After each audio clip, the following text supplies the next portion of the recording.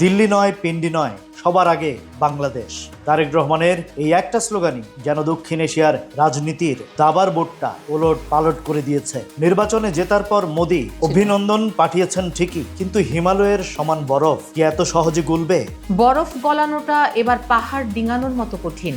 যে শেখ হাসিনাকে ফেরত দিতে বাংলাদেশের আদালত রায় দিয়েছে, তিনি এখন ভারতে আশ্রিত।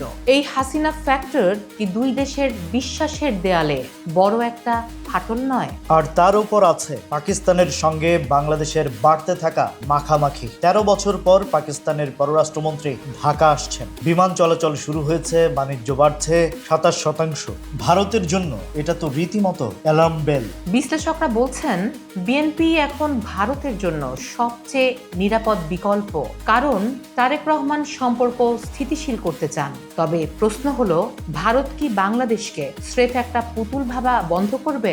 সীমান্ত হত্যা আর পানির হিস্সা নিয়ে কি দিল্লি এবার নমনীয় হবে? একদিকে পিন্ডির সঙ্গে বন্ধুত্ব, আর অন্যদিকে দিল্লির সঙ্গে সৌজন্য। এই ব্যালেন্সিং অ্যাক্ট কি টেকসই হবে?